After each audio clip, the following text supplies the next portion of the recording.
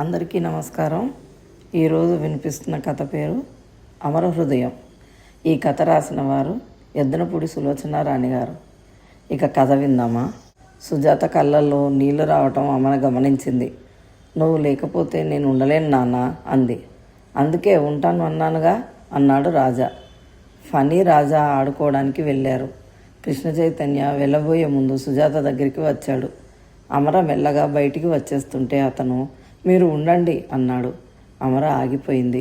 కృష్ణ చైతన్య అమర దగ్గరికి వచ్చాడు. అతని చేతుల్లో మందులు, డాక్టర్ గారి ప్రిస్క్రిప్షన్స్ ఉన్నాయి. ఇదిగో దీని ప్రకారం మందులు ఇవ్వండి. ఒకవేళ రాత్రికి సుజాత మరీ నొప్పి కానీ రెస్ట్లెస్ కానీ అయితే ఈ నెంబర్కి ఫోన్ చేయండి. డాక్టర్ సహజానంద వచ్చేస్తారు. అసలు ఆయన 9 గంటలకు ఫోన్ చేస్తారు. రేపు ఈ మందులు, వీటిల్లో ఈ డోసు ఈ విధంగా తగ్గించాలి, తెలిసిందా? అమర తల ఊపింది. సుజా, అనవసరమైన ఆలోచనలతో మనసు పాడు చేసుకోకు. మీ ఫ్రెండ్ ఉన్నారుగా, ఇద్దరూ చిన్నప్పటి కబుర్లు కరువుదీరా చెప్పుకోండి. వస్తాను, నేను రాత్రికి ఫోన్ చేస్తానులే.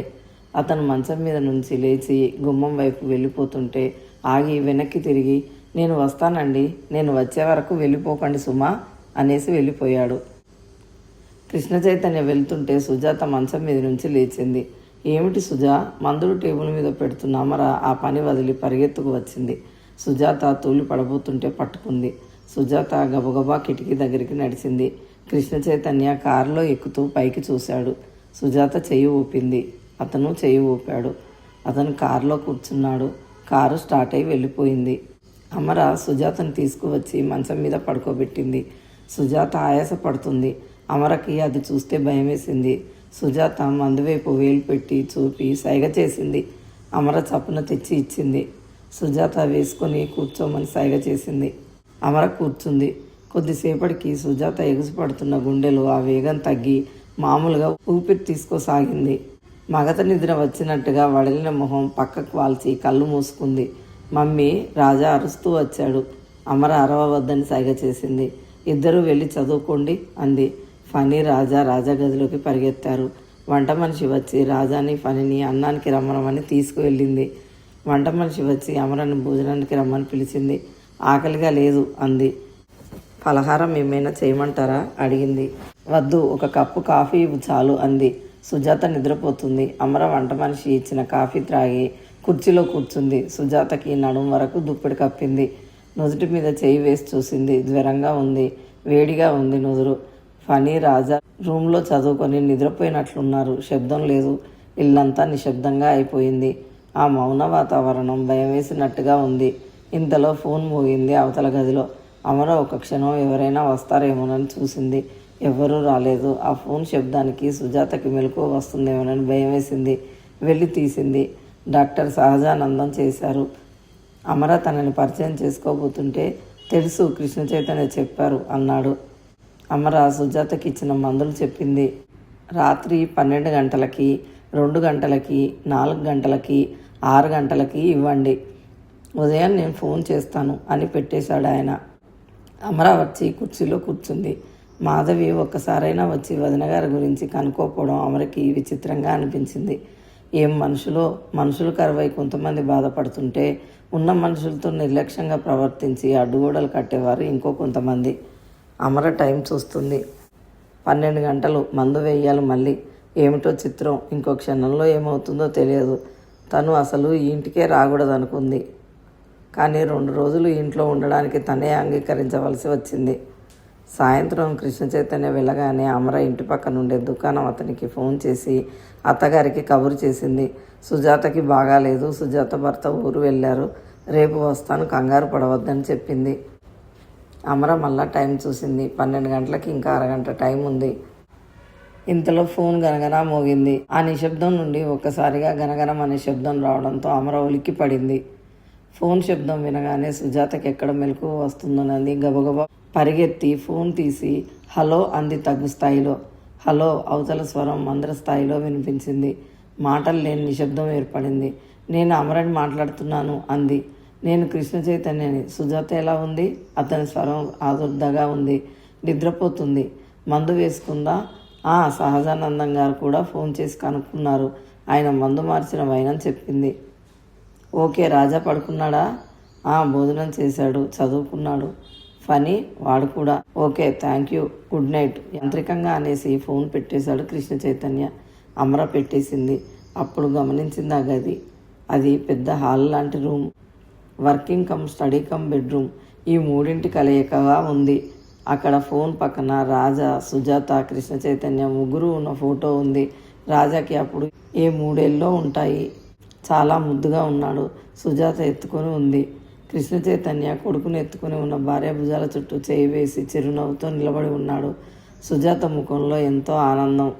అమర యువతలకి వచ్చింది. గోడ గడియారం 12 గంటలు చూపిస్తుంది. అమర సుజాత దగ్గరికి వచ్చి చాలా నెమ్మదిగా, మృదువుగా సుజా అంటూ లేచింది. అమర ఎంత మెల్లగా లేపినా సుజాత ఉలికిపాటుగా కళ్ళు తెరిచింది. 1 నిమిషం అమరని గుర్తుపట్టలేకపోయింది. నర్స్, మా వారెక్కడా అంది ఆదుర్దాగా. సుజా, నేను అమరని. నిద్ర మెలకు వచ్చిందా? సుజాతకి మెలకు వచ్చింది. అమర, నువ్వు? ఇది హాస్పిటలా అంది. కాదు, మీ ఇల్లే, నేను నీ దగ్గర ఉన్నాను. అప్పటికే సుజాతకి పూర్తి మెలకు వచ్చింది. అమర, వారు వెళ్ళారు కదూ, అది నిజమేనా అంది.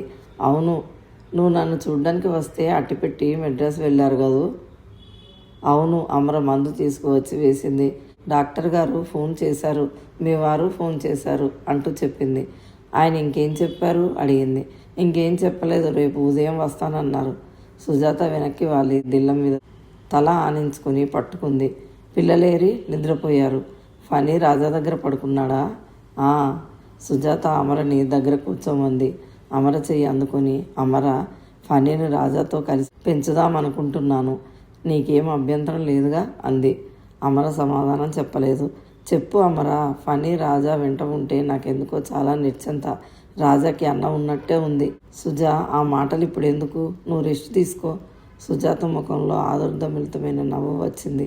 అమర, నువ్వు నా ఫ్రెండు కదా, నేను చేయి చాచి దేహి అని సహాయం అడిగితే చేయనంటావా? అవి ఏం మాటలు? నేను అడిగినది సరే అని ఎందుకనవు? అది పెద్ద తర్కించాల్సిన విషయమా అంది అమర. సుజాత ముఖంలో ఆదుర్ద తగ్గి ప్రసన్నత వచ్చింది. లేవబోతుంటే అమర ఆఫ్ చేసింది. సుజాత వినలేదు. వారించి లేచి కూర్చొని అమర భుజం మీద ముఖం ఆనించి కళ్ళు మూసుకుంది. అమర, నువ్వు ఇలా నా దగ్గరగా ఉంటే నాకు కొండంత ధైర్యంగా ఉంది అంది. నువ్వు దేనికైనా భయపడుతున్నావా సుజా? అమర అనునయంగా అడిగింది. అవును. దేనికి? మధుకి. మధుకా? అమర స్నేహితురాలు తల ఎత్తి మొహంలోకి చూడబోయింది. కానీ సుజాత లేవలేదు. చిన్నపిల్లల అమర భుజం మీద మొహం దాచేసుకుంది. ఎందుకు? నాకు తెలియదు. మధు అంటే నాకు భయం. నేను పైకి చెప్పలేను. రాజా అంటే నాకు ప్రాణం. అందులో తప్పే ఉంది? ఫనీ అంటే నాకు ప్రాణం కదా. నీ కొడుకు మీద నీకు ప్రేమ ఉంటే మధుకు భయపడ్డం దేనికి? మధుకి భర్త పడదు. ఇద్దరు విడిగా ఉంటున్నారు. నాకులాగా ప్రేమగా చూసుకునే భర్త కొడుకు ఆమెకు లేరుగా. అది కసి. కృష్ణకి చెల్లెలంటే ప్రాణం. ఆమెను ఇంట్లోంచి పంపించడం కూడా అవదు మాకు. అమర జవాబు చెప్పలేకపోయింది. అమర, నేను నీ గురించి ఆలోచిస్తాను. ఈ ప్రపంచానికి నువ్వు ఏమీ లేని దురదృష్టవంతురాలుగా కనిపిస్తావు. నువ్వు ఎంత అదృష్టవంతురాలివో నాకు తెలుసు. నేను అన్నీ ఉన్న దురదృష్టవంతురాలిగా ఉంటాను. అన్నీ ఉన్నాయి, నిజమే. దేవుళ్ళంటి భర్త, రత్నం లాంటి కొడుకు. అయినా నా జీవితంలో చాలా అపశృతులు ఉన్నాయి. ఫనీని నిన్ను చూస్తుంటే నాకు లేనిదేమిటో బాగా అర్థమైంది. భగవంతుడు నన్ను ఎందుకింత దురదృష్టవంతురాలుగా చేశాడో. నేనేం పాపం చేశాను? సుజాత నిశ్శబ్దంగా ఏడవసాగింది. అమర సుజాతని బలవంతంగా ఒడిలోకి తీసుకుంది. సుజా, నీకు ఒంట్లో బాగాలేదు, ఇప్పుడు ఆలోచనలు ఎందుకు అంది. ఈ ఆలోచనలు నా ఊపిరిలో కలిసిపోయాయి అమర. డాక్టర్లు కూడా నా అనారోగ్యాన్ని నా ఆలోచనలు రెట్టింపు చేస్తున్నాయి అంటారు. నేనేం చేయను?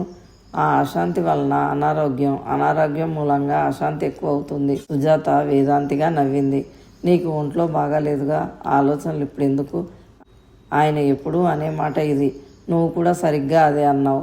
రెస్ట్ తీసుకోమ్మా సుజా. అమర టైం చూసింది. సుజాత ఏడుపు ఆపుకోవడానికి ప్రయత్నం చేసింది, కానీ ఉధృతంగా వచ్చేసింది. అమర చప్పున పట్టుకుంది. కొద్దిసేపటికి ఆ ఏడుపు వరద ఆపేసినట్టుగా తగ్గింది. అమర సుజాతని గుండెల్లో దాచేసుకొని ఈ బాధల నుండి దూరం చేసేయాలి అన్నట్టుగా ఆత్మీయంగా దగ్గరికి పట్టుకుంది. కొద్దిసేపటికి సుజాత తేరుకుంది. ఇంకా ఎగబీలుస్తూనే ఉంటే వెనక్కి ఆనుకొని పడుకుంది. నువ్వు నిద్రపో అమర, ఎంతసేపు మేలుకుంటావు అంది. పర్వాలేదమ్మా, నువ్వు కళ్ళు మూసుకొని రిలాక్స్ అవ్వు. స్నేహితురాలు నుదుటి మీద చెయ్యి వేసి జుట్టు పైకి తీస్తూ ఆత్మీయంగా చెప్పింది.